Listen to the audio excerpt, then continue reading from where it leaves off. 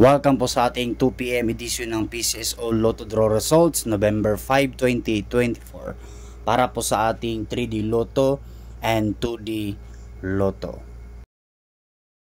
At ang resulta po sa ating 2 PM 2D Lotto November 5, 2024, ang resulta po ay 14 and 20 in exact order.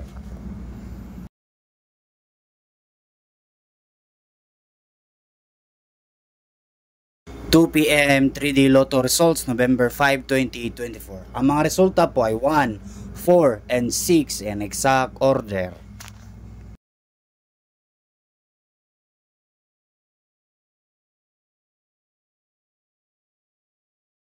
Marami pong salamat sa panonood. Huwag kalimutan paki-subscribe na ating YouTube channel para updated kayo sa ating Lotto Draw results araw-araw.